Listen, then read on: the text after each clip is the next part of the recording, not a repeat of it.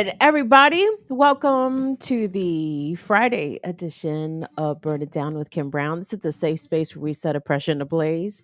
Gang, this is a safe space, but apparently three tenths down the road is not a safe space. Before I even get into, let me tell you guys, there was a mass shooting in my neighborhood earlier today.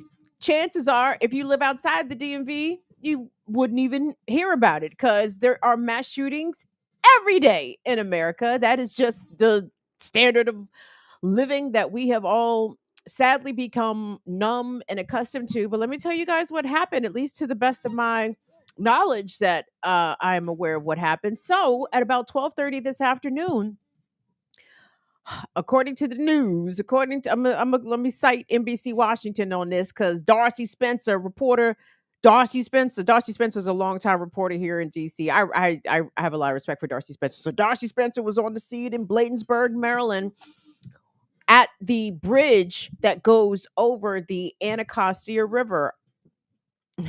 I'm very familiar with that area. Let me just say that. So allegedly, what happened, a car full of five occupants, or rather, I don't know how many occupants, but it was five people total who were shot. They were leaving a funeral at a nearby cemetery, and someone, I guess they were sitting in traffic, someone got out of their vehicle and opened fire. Five people were shot. Fortunately, nobody was killed. It is a miracle no one was killed. This entire area was cordoned off for several hours. I heard the sirens. I didn't know what was going on. Through neighborhood chatter, I could somewhat deduce my mother was coming down here to pick something up or drop something off, and she couldn't get down because there was, like I said, the police had everything cordoned off. So, not to say that mass shootings in the DC, Maryland, and Virginia area are rare, because they are most certainly not rare. But it's just another example at literally how close to home things can be. Fortunately, I mean, I didn't witness or even hear anything in terms of gunfire. And again, I'm heartened to know that everybody survived the shooting. But it's just crazy that no matter where you are in this country, someone can open fire on you. Oh, and would you guys like to know the status of the police investigation? Yeah, they don't have any description of the suspect's car. There is no lookout call.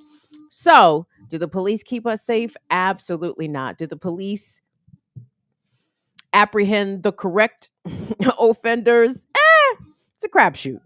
Who knows? It depends on where Mercury is hanging out in the sky, whether or not that happens. But I wanted to share that with you guys because that shit was nuts, banonkers.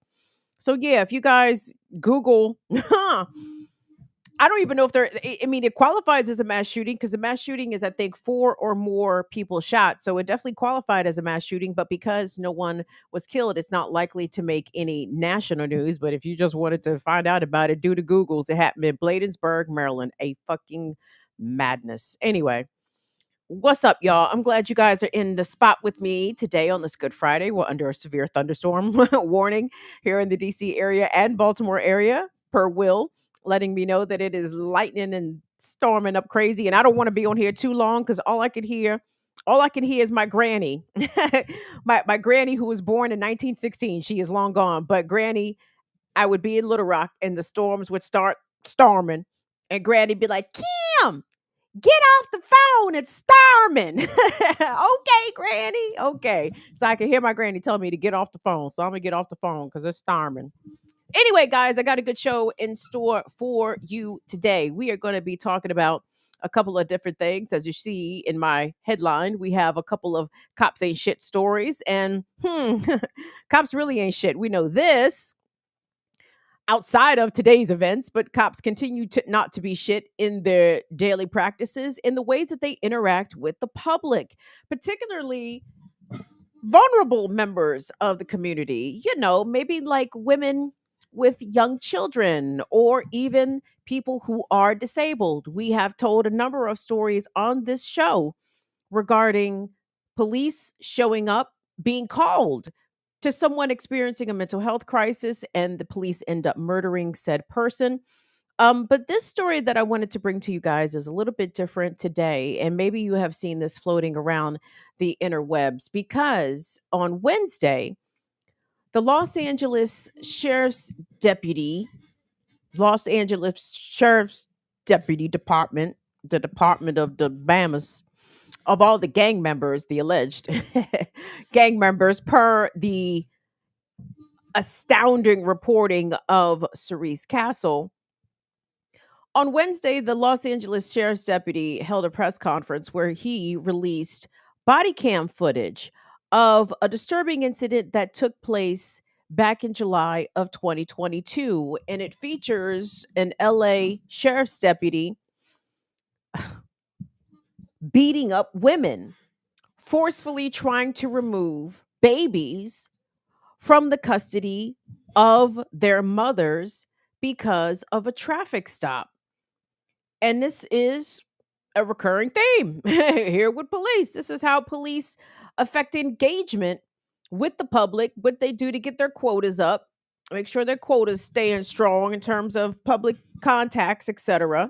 But this one turned violent, and there's no question it turned violent because of the actions and the escalations of the cops in this instance. So I want to get the story, if we could. You know, we tell the stories here, but it also kind of doubles as a little bit of mainstream media analysis and critique, because it's usually some bullshit and some propaganda, and this is no different. So this video came from, who is this, Will? Is this KTLA? Yes, it is. KTLA out in Los Angeles, an infamous propaganda outlet, right? And they're going to tell the story regarding this traffic stop where women were attacked, and content warning for police brutality, for violence against women, for children being placed under extreme emotional distress, and another content warning because we're going to see one of um our nemesis. Even though Alex Villanueva has not ever attacked me personally, I felt attacked when he came after Cerise Castle. You guys remember I did almost a whole show about it because he got on his radio show and was basically harassing her, targeting her, making her susceptible to some sort of violence from jackbooted thugs within the Los Angeles Sheriff's Department. But I digress. So let's check out this propagandist rag package from KTLA, and then we're going to come back and talk about the real to real. Will, let's take a look. When the Sheriff's Department, the body cam video that they released is over 8 minutes long, but the focus is on just a couple of seconds where a deputy is seen punching a woman they were trying to arrest. Take a look. It happened last year in Lancaster when deputies pulled over a car that was being driven with no lights on at night. Once stopped, deputies reported smelling a strong odor of alcohol and eventually arrested the male driver for DUI and driving with a suspended license. Inside the car, they also found he had 7 passengers, 4 women and 3 babies, including a 3-week-old. None of the children were secured in car seats, deputies noted. They were just being held by their mothers. So they decided to arrest the 3 mothers for child endangerment, except 2 of them didn't want to be arrested or hand over their children. What is the case in the case of one woman, the one with the 3-week-old in her arms, that has prompted the release of this video because the Sheriff's Department says the deputy punched her 2 times in the face. There was no major injuries, and obviously no one was shot. So this does not have the same pathway like a deputy-involved shooting. It's to create a false image in the eyes of the public about the nature of the incident. And I think that's inappropriate. In fact, I think it's unethical. A tragedy was averted because they were pulled over successfully. All it would have taken was one small traffic accident and all those babies would have gone flying. Now, that's Former Sheriff Alex Villanueva commenting on the case that happened under his watch. But again, he says he did not know about it. The Sheriff's Department also says that they're limited by law in saying what disciplinary measures were imposed on the deputy. In a written statement issued by ALADS, that's the Association for LA Deputy Sheriffs, its president said in part, the physical safety of the infants was clearly our deputies' highest priority as they were seen pleading with the women for a lengthy period. There will be a lot of Monday morning quarterbacking, and some will no doubt say that things could have been done differently. We will let the public decide that for themselves. And again, the new sheriff, Robert Luna, is asking for a complete criminal investigation and has also asked the FBI to look into it. Yeah, the FBI is on the case. You guys take some comfort in that. NPR goes on to further report that the deputy, who has not been named, was subject to an internal affairs investigation very shortly after that incident took place in July of 2022. The deputy has since been disciplined and is not currently in the field. Well, I guess we can take a little bit of comfort of that a person who punches women in the face and tries to physically pry their infant children out of their arms, that this person is no longer in the field because they sound like quite the threat to public safety. And okay, so let's back up a little bit. The people who were accused here, the driver, a male accused of DUI. I need to know why why do people get punched in the face because somebody got pulled over for a DUI? The children not restrained in car seats or seat belts. Problematic, an issue, no question. Does it warrant child endangerment charges on the spot? There wasn't a better way to handle that.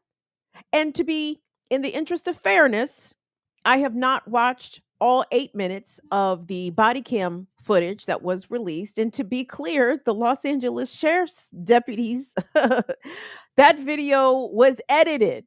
Okay. They did not release an unedited version of those events. What was released was edited. And in the fairness of disclosure, I have not even watched the 8 edited minutes. So let me say that.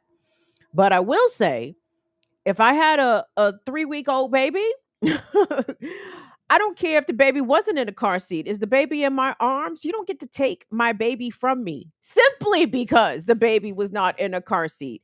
You, as the police officer, should be trying to make other arrangements. Why don't you give me a ride? Why don't you take us to where we need to be? Why don't you allow me to call someone else to the scene who has a car seat that can come and make sure that I can transport my infant in a legal way? This quick escalation to charge these women with child endangerment and to literally steal their kids from them on the street, like literally stealing their kids. Can you imagine how frantic those mothers must have been? And then to be further terrorized by being physically attacked by a sheriff's deputy. Now, there's a lot of unanswered questions here. I was not able to find reporting that talked about what happened to those women. Were they charged? Were they convicted? What happened to the children after the night of that encounter and experience of police terrorism? Like the lasting effects of the way the police engage generally with the community. I mean, we really minimize, we as a society, not we as the fire fam, but we as a society, or they, let me stop saying we. I do speak French, but let me stop claiming ownership to some fuckery I don't sign off on.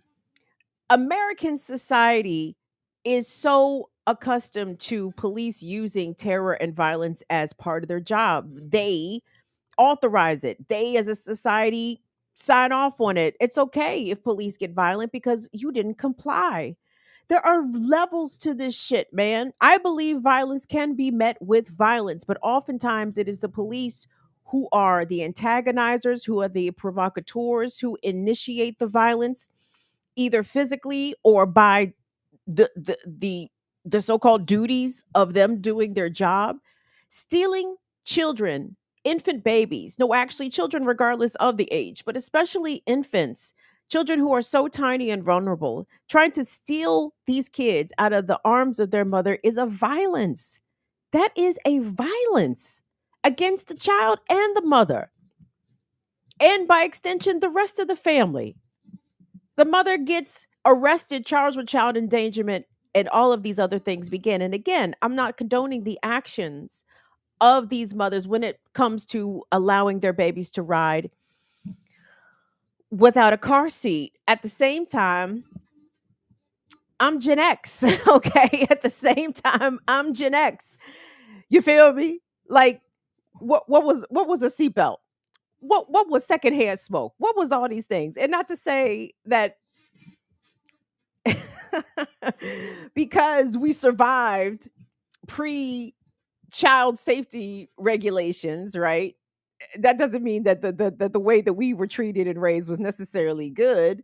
But goddamn, many of us arrived alive after being held in the lap of a parent, family member, or whomever, right, at a certain age. But did you see the former Los Angeles sheriff there, Alex Villanueva, just a villain of villains, just just the worst of the worst, and it sucks. And fuck KTLA for going ahead. Well, I guess he did have some newsworthiness to the story. Let me not be too hasty in my blanket condemnation. But the newsworthiness that Villanueva had to the story is that this happened while he was still in office. He is no longer in office. And you heard him there. He said a tragedy was averted by these officers stealing these babies from the arms of their mother. How the fuck do you know that? Like, again, this assumption that police and public safety are like this. They aren't.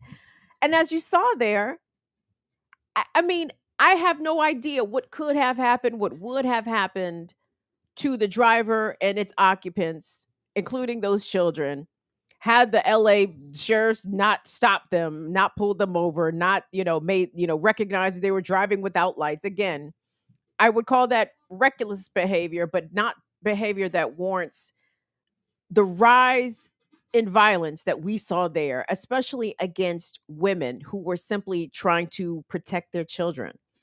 But because the police are an occupying force and they don't view us as people, you can steal the cubs from the animals, right? You can steal the pups from the wolves.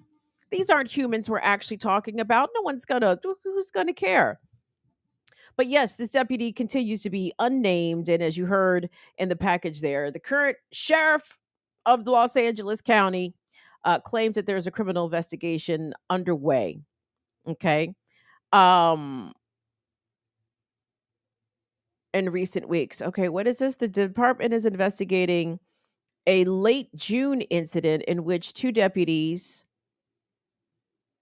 threw a woman to the ground in a grocery store parking lot. Oh, that's right. I think I did see that. So, yeah, so NPR is just referencing the second use of force incident plaguing the Los Angeles Sheriff's Department in recent weeks, including specifically incidents where the sheriff's deputies are engaging in violence against women. But it doesn't stop there. I mean, we could do cops ain't shit on LA all day. Big up to my LA people, all the people them. Shout out to the LA crew. But I want us to get into another marginalized, vulnerable group that the police routinely enact violence against. And this is the disabled community. We featured a number of stories here on this platform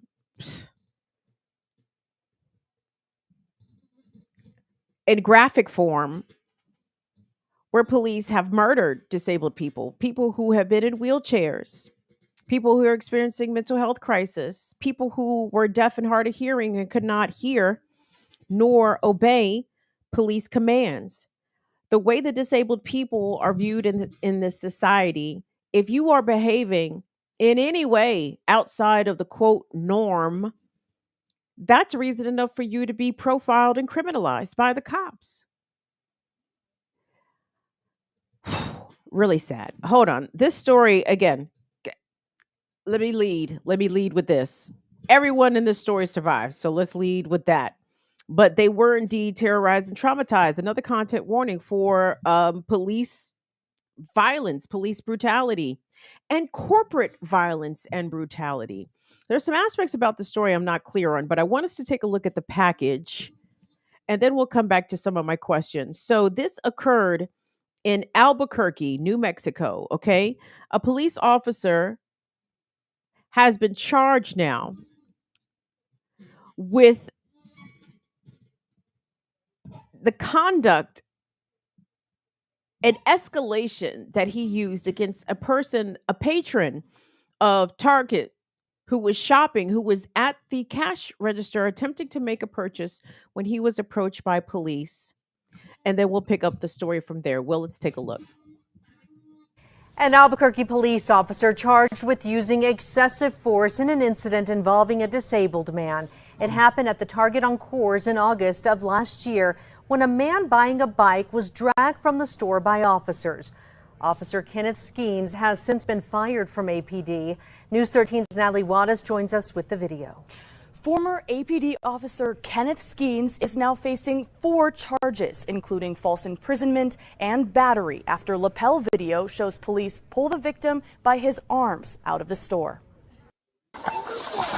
On August 19, 2022, 3 Albuquerque Police Department officers approach a man at a self-checkout counter at the Target on Coors, struggling to check out. The Attorney General's office identifying the man as having disabilities. Hi, sir, after, please. Go ahead and grab all your money. Let's walk out, okay? The man continues to try to check out as APD officer Kenneth Skeens tells him he's being detained. Put your money down. You're coming with us, okay? Just put your money down, okay? You're coming with us, okay? The man tries to explain. It took me a while. Take your money out. You're coming with us now, okay? It just took me a little while. Gotcha, you took too long. Go ahead and pick your money up. The man apologizing. I'm Take sorry. your money out. You're coming, do you want to walk us to walk you out, or you want to walk yourself out? The police grabbing the bike the man seems to be purchasing. Can I please just take So we're going to grab the money for you, okay? Skeens can be heard in the video telling the man he's going to be issued a criminal trespass that says he can't come back to the business anymore. The man still trying to explain. I was just getting my money out because I don't want to lose it. So here's your money. I keep Put it it in your tight. pouch. Yeah, Put it up, and let's walk out, okay? You go up the door. He starts to yell, "I'm calling 911." Then police grab him. We're walking out. He struggles against the officers, falling to his knees at one point. They sit him down outside. He doesn't believe they're actually cops. You're not police. Yes, we are. We're Albuquerque Police No, you're Department. not. You're security. Skeens asks him his name again, and when he doesn't give it, Say it, just go ahead and put him in handcuffs, because he's refused to identify himself. the man still trying to talk to 911 as he's put into handcuffs. They won't let me talk to you. The man still confused as he kneels in cuffs. See our badges? No, Remember when I told you I was with the police department? You have to I identify don't yourself. see your badges. That's his car. They're on our That's my uniforms, car. okay? That's your own fault. So now you're going to be charged, okay, with concealing identity, resisting officers, okay? That former officer you heard in the video was also one of 3 officers involved in the fatal shooting of Keyshawn Thomas at a gas station that same month in August of 2022. Back to you. All right, thank you, Natalie. In May, APD told News 13 Skeens had been terminated for an incident unrelated to that shooting.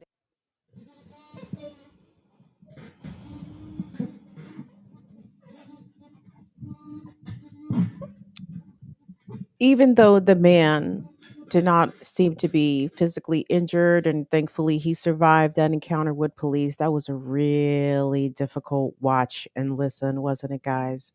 Because it was clear. It was really clear. This was an individual with some intellectual challenges, some intellectual disability there, who, to that man's credit, was articulating himself very well.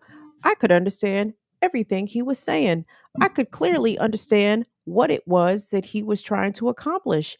And I'm curious, who the fuck called the police on an individual with intellectual disabilities because they were taking too long at the self checkout at fucking Target. Who called the cops on him?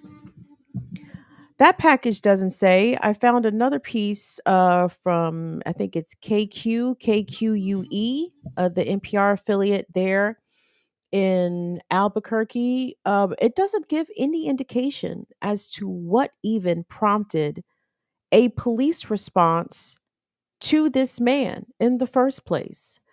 But the officer you heard, Albuquerque cop, former Albuquerque cop Kenneth Skeens, charged with 4 counts of excessive force, including holding an individual against their will, illegal detainment, illegally detaining a person with disabilities, among other offenses.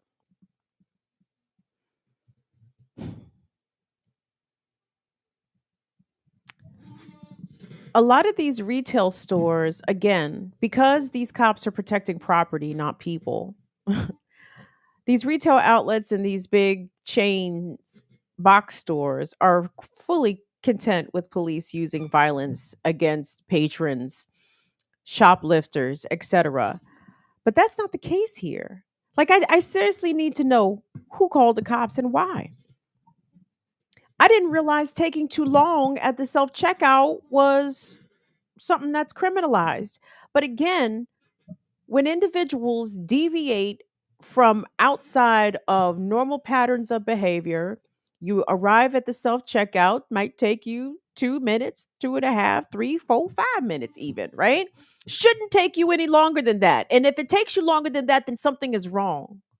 But instead of a Target employee, a store manager, even a passerby to acknowledge and to recognize, again, people will be so fucking deep in their own worlds. And again, if you out there with kids, I don't expect I don't expect a single parent dealing with a bunch of kids, to stop and try to help a man who's having problems at the self checkout. But a lot of single shoppers walk in and out of Target. But again, it is a failure of the community. Why the fuck were the cops there? I am just aghast. Emily, thank you so much for your channel membership. We appreciate that, Emily. Emily from Canada. Thank you, Emily. But and this is something that we need to confront in our society. That's ableism, everybody. You know what I'm saying? When you understand that the society is not necessarily set up for all people to be able to function at a productive level, at an autonomous level within it, it is society's duty to make sure that shit is accessible and able to be used by, if not all people, most people. Okay. Like, if you have, what's the word I'm looking for? If you have the mobility to get in and out of the Target, if you have the cognitive function to understand that you need money or some sort of currency to pay for your items, then everything within that store, you should be able to check out seamlessly. And if you can't check out seamlessly at a technology or an automated point of sale like a self checkout, then there needs to be people there to help you. And there's nothing wrong with that. Cuz that's customer service. That is servicing your customers by helping to facilitate their purchase. But a lot of times, just like our unhoused people who are unhoused neighbors who oftentimes are dealing with mental health issues themselves, when you witness people who are visibly disabled out in the world, I mean, people recoil. Some do. You know what I mean? They don't want to engage. They don't want to interact. They don't know what the person's disability or what the diagnosis is. How could they? But people, a lot of people, not all, because I know we have some very kind folks here in this chat. Let me count myself. Let me count myself as among the kind people, because y'all, I have routinely engaged in conversation, maybe not initiated the conversation, but if somebody on the street chats me up and they're unhoused or drunk or whatever, if I don't feel physically threatened, I will chat them up. What do you need? What can I do to help you? Oh, I need some money. Well, I don't have any cash. Are you hungry? Can I go get you a slice of pizza? Like, what can I do for you? And I know we have people like that and who are way better than me about the shit in here as well. So I know we can't relate to seeing somebody like that target customer struggling in such a way and just walking by, right? We would say something, at least say something. Sir, do you need some help? And if he said no, what can you do? So, okay, well, if he said no, well, sir, do you want me to go get somebody to come and help you out? Because, okay. Yeah, I mean, something as opposed to nothing. So many people out here are content to do nothing, but a simple something may have avoided that entire confrontation in the first place.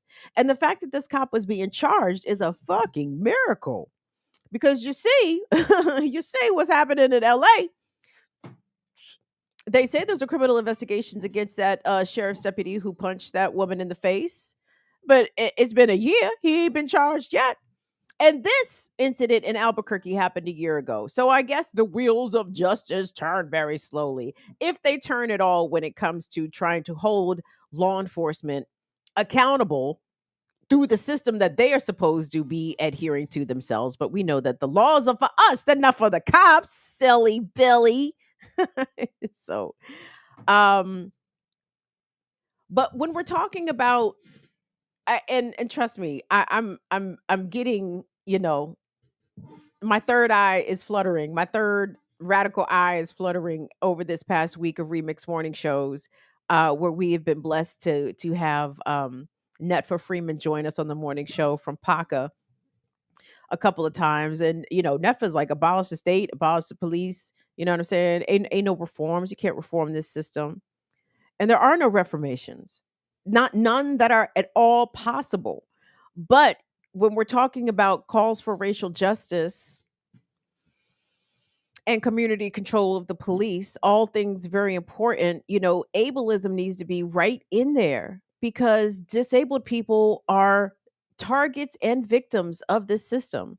I know I talked to you guys about the work of disability rights advocate Amani Barberin. Please go follow her if you're not already. Amani routinely talks about uh, what she calls a coming genocide for disabled people. She felt as though COVID and the fall down COVID response was really just the tip of the iceberg. And a case can be made. You know what I'm saying? Like, it seems as though the undesirables being targeted, the disables, the transes, the gayses, the blackses, you know what I'm saying? The Bama's trying to come across the border, the brown and the black ones. Like, the state is continuing to take aim. Not that this is a new phenomenon, but it's one that now it's happening while we are all big adults with some sort of political awareness and some sort of political consciousness, and supporting those people who are on the ground trying to actually get accountability or affect some change, I think is very important. But I say this, and I think I've been validated in some way by listening to some of the commentary on BPM. It's like, like I said, I'm not an activist, I'm not an organizer, but count me as a propagandist for fucking good. Okay, count me as a mouthpiece and part of the propaganda arm for the radical righteousness out here. And I will keep louding up the stories, bringing y'all these stories, because so many outside of our respective spheres are in either willful denial, blissful ignorance, still calling for more police in the community, still calling for more training in the community. You can't, if this Albuquerque cop, Kenneth Skeens, if he was unable to discern that this man who was legally trying to make a purchase, not committing any crimes, not doing anything wrong, he totally recognized that this man had developmental disabilities, and he didn't give a single fuck. He showed no empathy, no compassion. I suppose from the officer's perspective, the empathy and compassion that he showed that disabled man is that he didn't kill him, right? He could have shot him.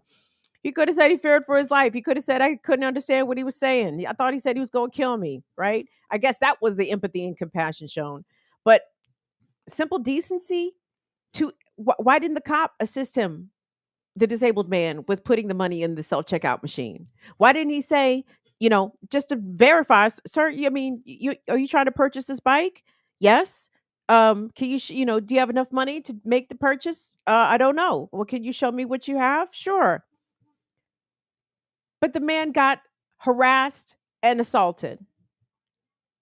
I fucking hate it here.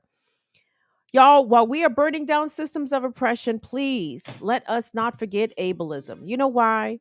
Because in some way in your life, either you or someone you know is impacted by ableism. The assumption that disabled people lack cognitive ability. Even disabled people who don't have cognitive impairment. You know what I'm saying?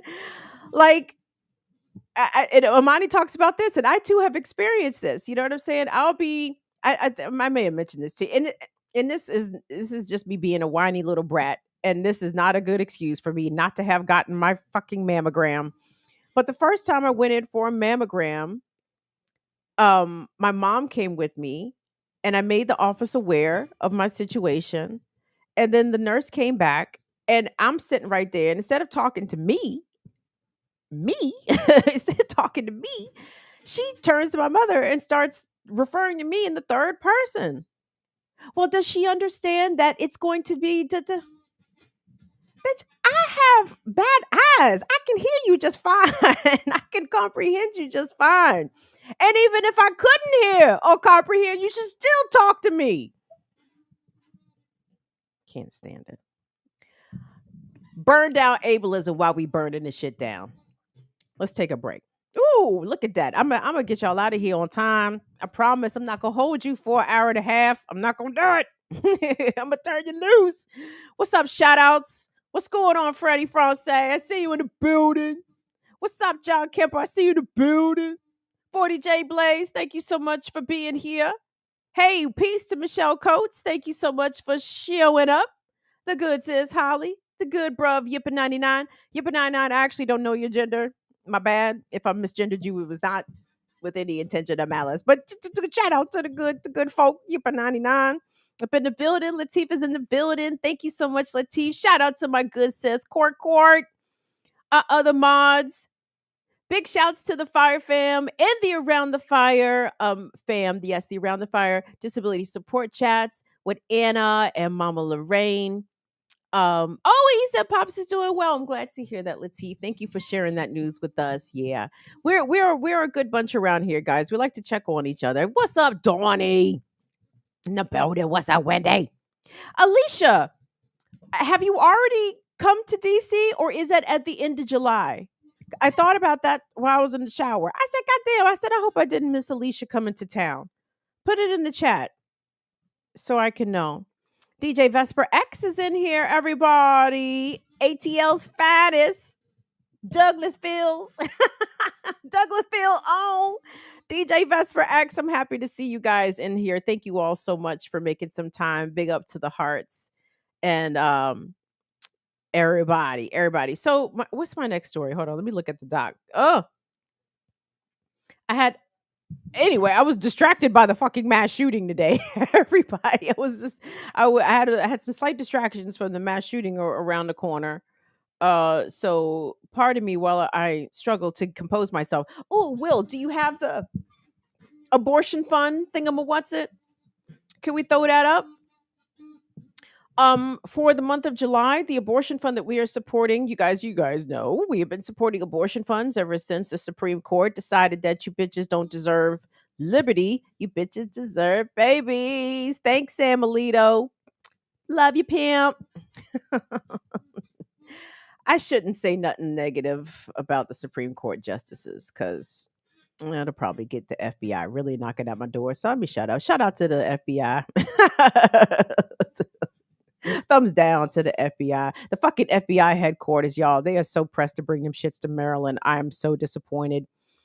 in the you know what, the coon delegation representing my state that is begging for fucking feds to come to PG County. God help us. Anyway, yeah, so fuck the Supreme Court. Fuck you specifically, Samuel Alito, Clarence Thomas, Justice Kavanaugh. Who else? Who else voted for that bullshit? John Roberts voted for that bullshit. That dumb cunt, Amy Coney Barrett. Amy Cunty Barrett. Can I call her that? Well, she's a white woman. She might fucking knock on my door if I call her a cunt. Amy Cunty Barrett. Yep, that bitch, that old stinking hoe.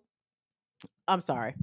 Yeah, so they took away a woman's right to choose, left it up to the states, and poorly led states like Indiana have signed off on the abortion bans. Not poorly occupied states, because there are some lovely people in Indiana, like our good sis Shirley.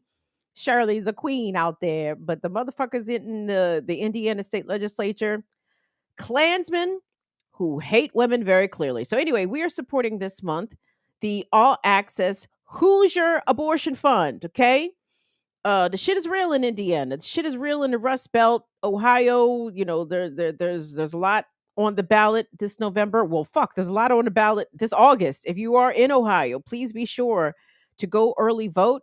Polls close August 8th, and please vote no on issue 1. But here we are, Indiana, where it's also some hot mess. So the all options, did I say all access? Because I'm goofy. The all options Hoosier Abortion Fund. We as a channel donate $50 to these abortion funds every month.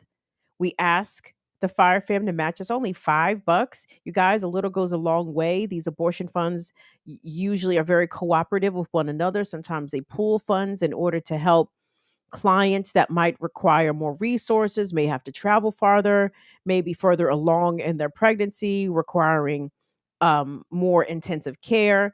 So every little bit counts. If you go to the chat box at the top of the chat, and go to the drop down there, click on our link tree. We have a link within our link tree that will take you directly to the all options Hoosier Abortion Fund. And you could donate there directly, or you can run us super chats or donate in our cash on our cash platforms. But just be sure to include with your donation a note that this donation is for the abortion fund, Kim. This is not for your Verizon bill. Is that okay? I will make sure it gets there. So we appreciate all of the Fire Fam support of, I guess now we're probably up to 10 or 11 abortion funds. Me and Molly need to go through and do like an audit and make sure. I asked Molly, we could take that off, Will. Thank you. I asked Molly, I said, do you think we should just run through the funds that we have already donated to over the past 12 months, or continue to find new funds? So and she and I pretty much agreed, like, it doesn't really matter. Like, it doesn't matter. Just send the fucking money to somewhere that is going to be put to good use. So that is exactly what we try to do here at the Burn It Down with Kim Brown platform. Anyway, gang, please don't forget to give the video a like and a thumbs up. Subscribe to the video, subscribe to the channel if you can. I certainly appreciate it.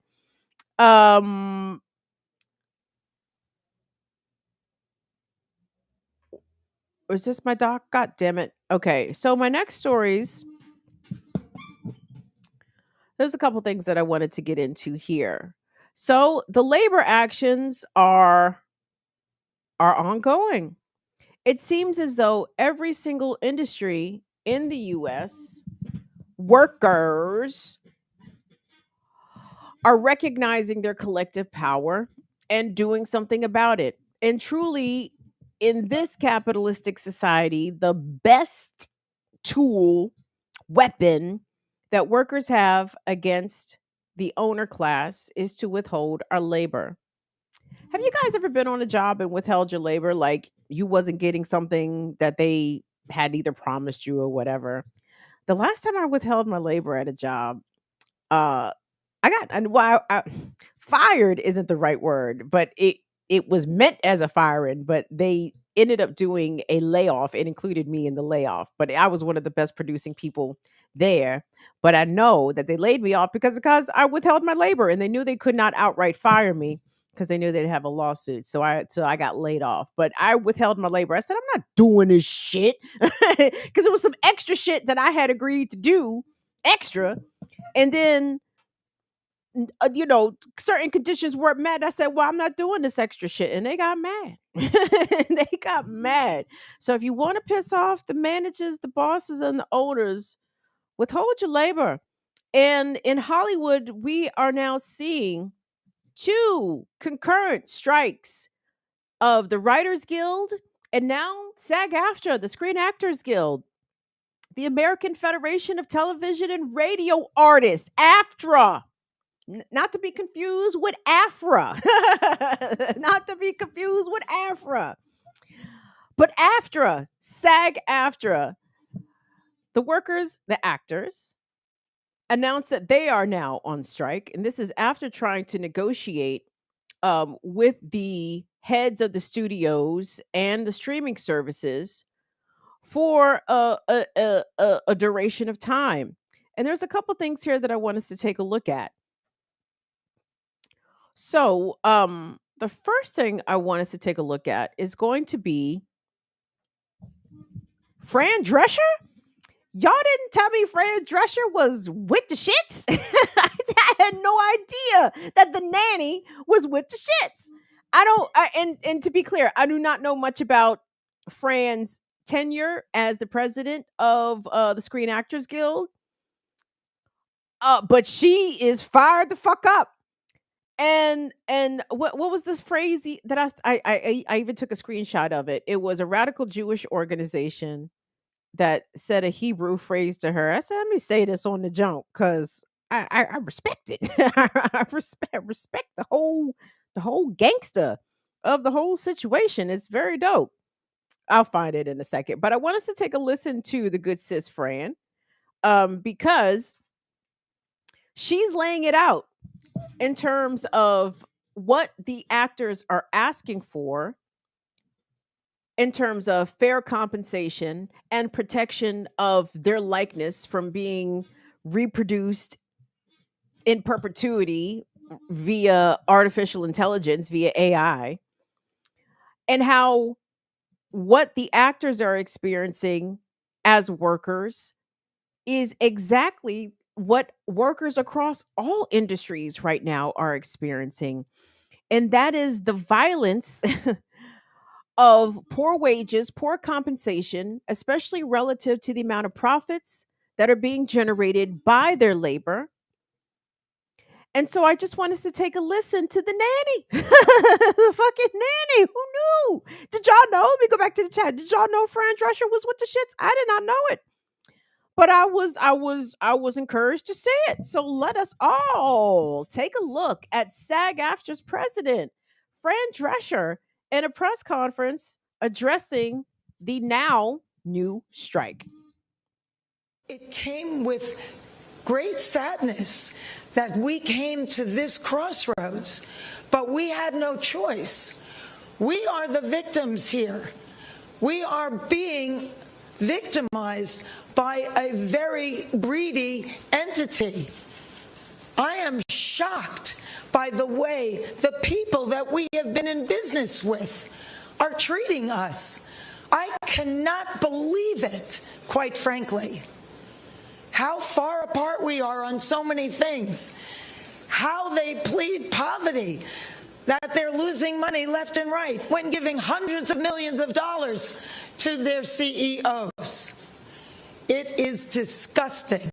Shame on them.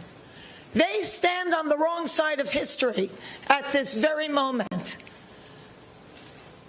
We stand in solidarity, in unprecedented unity. Our union and our sister unions and the unions around the world are standing by us, as well as other labor unions. Because at some point, the jig is up. You cannot keep being dwindled and marginalized and disrespected and dishonored. The entire business model has been changed by streaming, digital, AI. This is a moment of history that is a moment of truth. If we don't stand tall right now, we are all going to be in trouble. We are all going to be in jeopardy of being replaced by machines and big business, who cares more about Wall Street than you and your family. Most of Americans don't have more than $500 in an emergency. This is a very big deal, and it weighed heavy on us. But at some point, you have to say, no, we're not going to take this anymore. You people are crazy. What are you doing? Why are you doing this? Privately, they all say we're the center of the wheel. Everybody else tinkers around our artistry. But actions speak louder than words. And there was nothing there.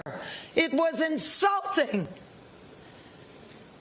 So we came together in strength and solidarity and unity with the largest strike authorization vote in our union's history. And we made the hard decision that we tell you as we stand before you today. This is major. It's really serious. And it's going to impact every single person that is in labor. We are fortunate enough to be in a country right now that happens to be labor friendly. And yet, we were facing opposition that was so labor unfriendly, so tone deaf to what we are saying. You cannot change the business model as much as it has changed and not expect the contract to change too. We're not going to keep doing incremental changes on a contract that no longer honors what is happening right now with this business model that was foisted upon us. What are we doing? Moving around furniture on the Titanic? It's crazy. So the jig is up, AMPTP. We stand tall. You have to wake up and smell the coffee. We are labor and we stand tall and we demand respect and to be honored for our contribution. You share the wealth because you cannot exist without us. Thank you.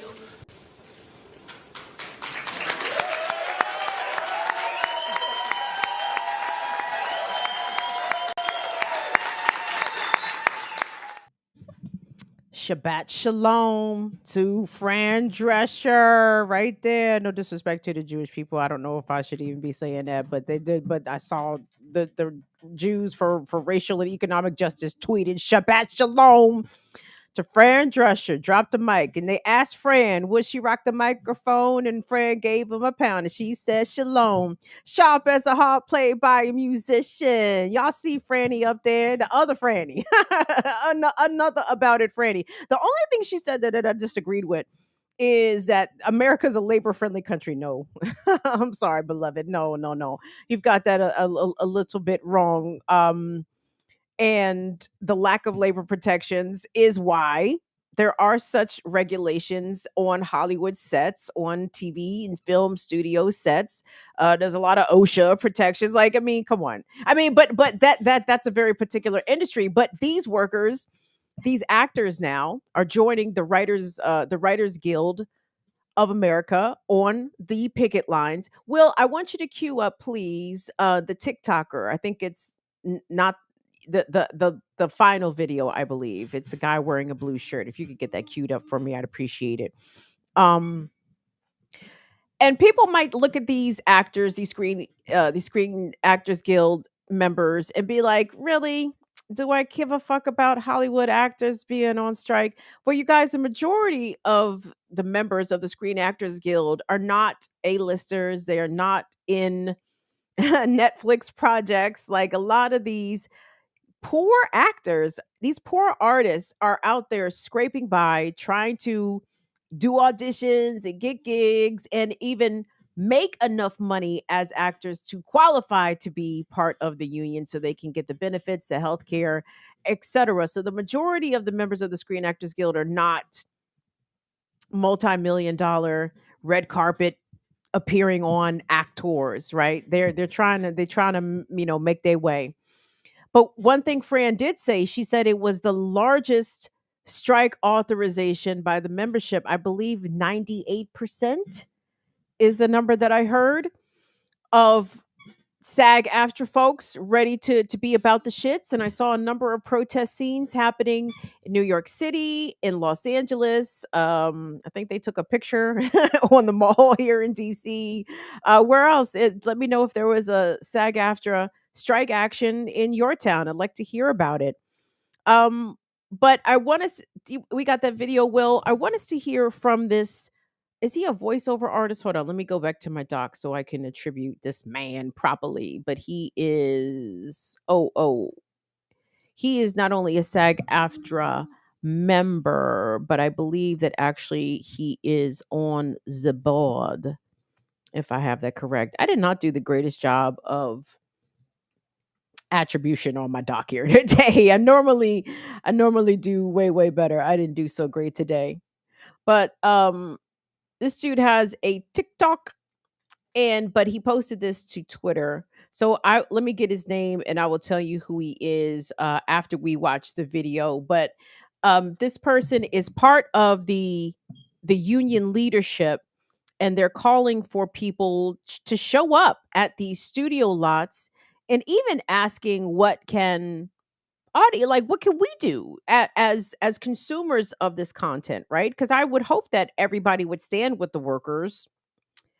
I'll come back to that. So let's take a look at this gentleman who is part of SAG AFTRA and is engaged in this strike action with some directives for the members. Let's take a listen. It's day 1 of the actors' strike and day 74 of the writers' strike, and I have 2 things to say. The first is brace yourself. The studios are not incentivized to come back to the table quickly or to make a deal quickly. We already know that every time one of their CEOs opens their mouth or some anonymous executive gives an interview, that they claim that they want a fair deal that values the work that we do, but they don't. They want to continue to pay as little as possible for our work. I mean, they literally want to scan background actors, pay them for 1 day's work, and then own their image and likeness for all of their projects for the rest of eternity. So again, settle in, because they will feel they can't incentivize union striking by making a quick deal. Second thing is that SAG is not picketing 3 lots at the Writers Guild. TV City at Beverly and Fairfax, CBS Redford at Colfax and Ventura, and Universal, which is where I'm lot coordinating. If you're a WGA member, please consider going to these 3 lots. They're going to be a little less crowded, but the gates still need picketing. It's Captain's Appreciation Day, and their organizational teams deserve love. His Twitter feed did not give me much more information. Like I said, my deepest apologies. I did a bad job of attributing my show today. I try to do good, but not on today. Today, you guys kind of get what you get. But y'all know I do try to move with some journalistic principles out here, so I'm not just out here playing whatever the fuck. Although my next clip might might qualify as a whatever the fuck kind of clip. Will, if you could cue up that white man on the show being interviewed. So I saw this when I was searching SAG AFTRA Strong, the hashtag on Twitter. First of all, Twitter is a fucking disaster. It is impossible to find things. It is impossible to search things. It is impossible to locate the tweeters and the content that I used to could find pretty easily. I think Elon fucked up my algorithm specifically. Like with intention, my algorithm got fucked up. Maybe I was playing too much of the righteous clips, and Elon said, nah, we need to make sure that don't appear on her timeline at all. So anyway, I was searching the SAG AFTRA Strong hashtag and the WGA Strong hashtag, and I came across this video that a Twitter user had posted, and it appears to be like a CNBC clip. And for the life of me, I don't think that the person speaking, my bra showing, boo. I don't think that it's on the other side. Okay. I don't think that the person speaking, I don't think that the Chiron ever popped up their name. Like it kept popping up like breaking news headlines. And I'm like, but who the fuck is talking? And I couldn't discern who this person was talking, but very clearly they are representative of the studios, right? Or of the AMPTT or something affiliated, because he's talking very much like a boss, okay? Like, the boss who just bought their teenage child like a brand new sports car for graduation, and the kid is going to party school, UT Texas, UT Austin, out of state. Right. Him and his wife are buying a vacation home, but no, there's no money for raises, there's no money for benefits, and we just don't have it in the budget. Oh, he's giving that kind of vibe, right? And you guys will pick that up right away. So again, my apologies for falling down on my journalistic job. I don't know who the fuck this man is talking, but he's talking like a boss, and you best believe he means every single word of this shit, of this bullshit that he is about to recount to us all. So let's take a look at rando rando white man executive who just can't find the money to pay the actors. Let's take a look. Speaking of content, we're in the midst of a writer's strike, and very likely it would seem to have a actors' strike. How is that going to impact things, and what are your expectations there? Well, I think it's very disturbing to me. We've talked about disruptive forces on this business and all the challenges that we're facing and the recovery from COVID, which is ongoing. It's not completely back. This is the worst time in the world to add to that disruption. I understand any labor organization's desire to work on the behalf of its members to get the most compensation, to be compensated fairly based on the value that they deliver. We managed as an industry to negotiate a very good deal with the Directors Guild that reflects the value that the directors contribute to this great business. We wanted to do the same thing with the writers, and we'd like to do the same thing with the actors. There's a level of expectation that they have that is just not realistic. And they are adding to a set of challenges that this business is already facing that is, quite frankly, very disruptive. So they're not being realistic? No, they're not. Why not?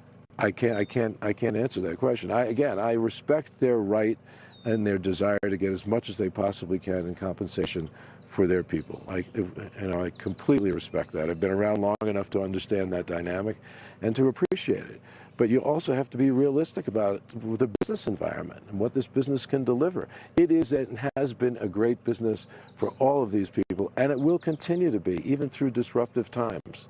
But, being realistic is imperative. What do you do in the interim, then? Does AI start to write a lot of scripts? It will have a very, very damaging effect on the whole business, and unfortunately, the strike will. There's huge collateral damage in the industry to people who are, who are support services. I could go on and on. It will affect the economy of, different regions even, because of just the sheer size of the business. It's a shame. It is really a shame. Isn't it a shame that these workers are always to blame? They're just being unrealistic, everybody. I mean, post-pandemic, the studios have seen a bit of a bounce back. Not only the major motion picture studios, but even during the pandemic, subscriptions for streaming services erupted, right? Like, I'm sorry, this industry is not doing badly. It's not doing poorly. All of these producers and owners of these studios are making money hand over fist because they're not paying the fucking writers and they don't want to pay the actors. So the money is absolutely there. It was the Writers Guild on Prime Day. We talked about this here on the show. On Prime Day, the Writers Guild tweeted out that for Amazon Studios, who they have attempted to be in negotiations with prior to declaring their strike, they said Amazon Studios refused to come back to the table, and that for the Writers Guild members, for their demands to be met, would cost Amazon Studios $32 million, $32 million, which is a fraction of a percent of Amazon's overall total profits. It's not about the money not being there, despite what that gremlin would have said. Anybody know that gremlin, by the way? Does he Is he evil villain white man number 7? Like, who is he? Like, I don't give a fuck who he is, to be honest. Like, if y'all know, great. Drop it in the comments. Tell me who he is. But being interviewed there on CNBC, did you hear the CNBC reporter? So is AI? Do you think AI is going to start writing a bunch of scripts? The man didn't respond. But it's going to be very disruptive to the industry. What is the strike? Yes. All the ways in which people standing up for themselves and withholding their labor as basically their only m- legitimate weapon of negotiation against the owners and the managers are always going to be vilified and villainized. And to Fran Drescher's credit, like, I mean, like I said, I took a couple of things away from her speech there. I thought it was basically good, but again, what I heard was, even though I'm empathetic to most actors, but it just sounded like you are treating us like N-words. You are giving us the nigger treatment. We do not like the nigger treatment. You have to value our work. You have to pay us. Yeah. Yeah. I get it. I know exactly where you're coming from, Fran. I feel you. But it sometimes takes privileged folks or people who feel as though they are in a privileged situation with their job security, maybe their salary benefits that they might be currently earning at a given point in time. But to a certain degree, even high earners will have their labor exploited. Not as much as low wage people and low salaried employees, right? Not as much as that, but the whole goal of corporations under capitalism is to extract as much and exploit as much labor and effort and time from the workers, and to give them back as much as is required so they don't burn the shit down. But I think we are fast approaching burn shit down the day on the calendar. Like, I don't know, like death, right? Nobody knows the appointed day, hour, or minute.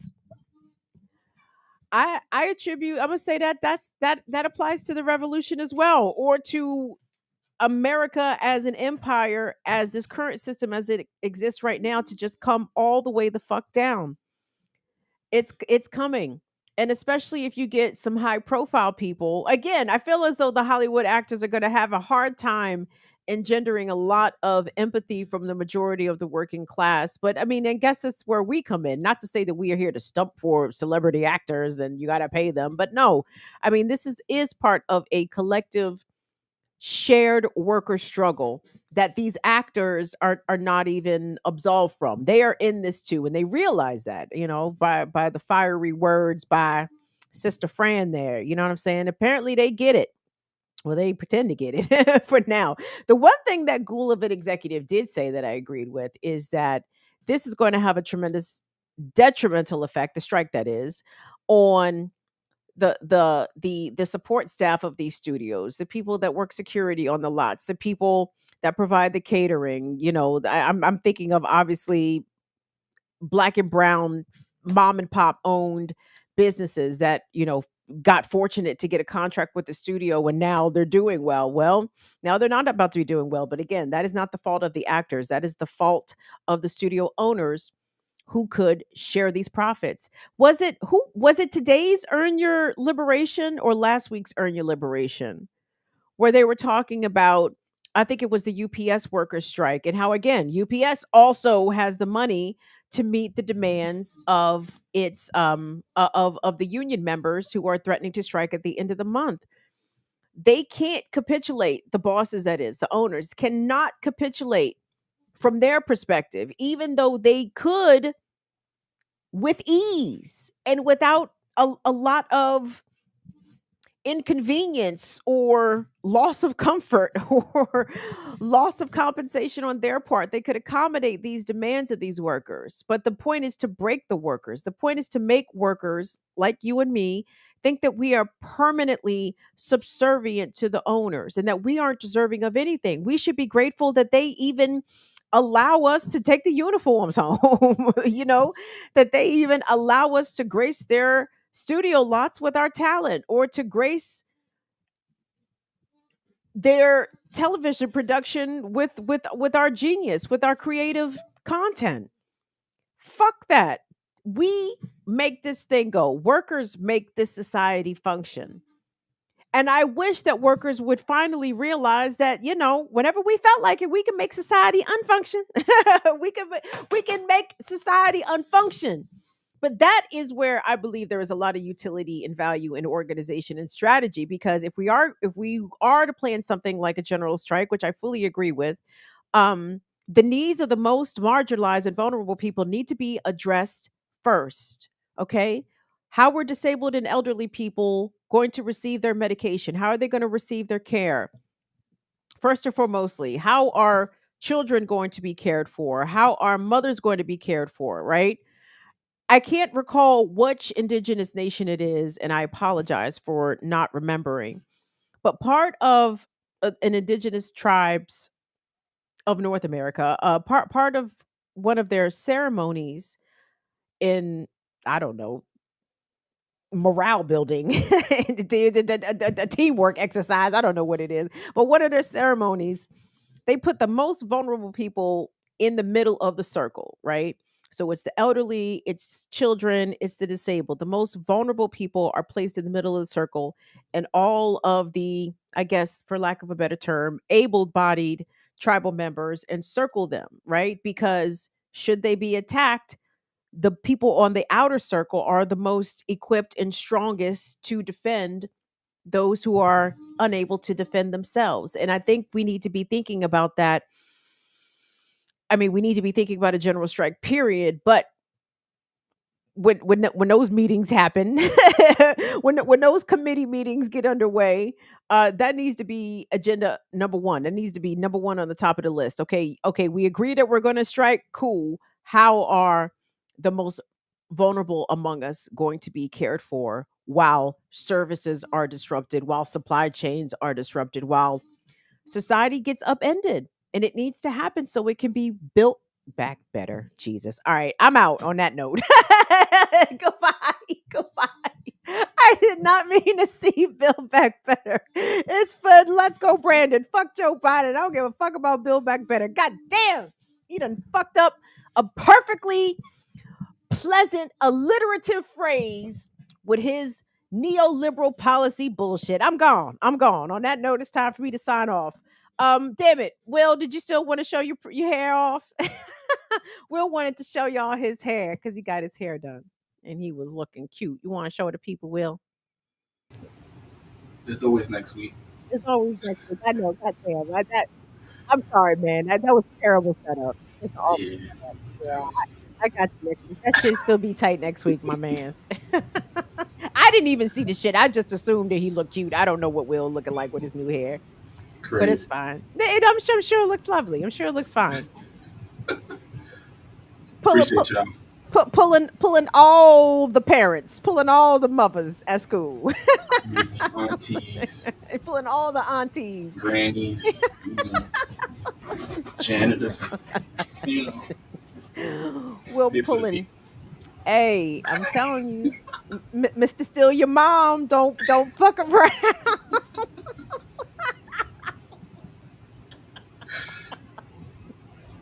Listen. Mr. Steal Your Mama. It's too real for me. I gotta keep gotta keep it discreet. I will get off. Appreciate y'all. Thank y'all for coming through. Thank you all for all that you do. Listen, don't forget to support the channel. Give the video a like on your way out the door, y'all. Subscribe, become a channel member, become a patron, patreon.com/BIDWKB. You can break us off on, what's the shit? Cash App, $ BIDWKB, Venmo at BIDWKB, and PayPal.me/BIDWKB. On behalf of Will and Molly, love you all to pieces. We'll see y'all back here on Tuesday. And support the All Options Abortion Fund, the Hoosier Abortion Fund. Okay, y'all, I'm gone. See y'all later. Bye-bye. Have a good weekend. Be safe.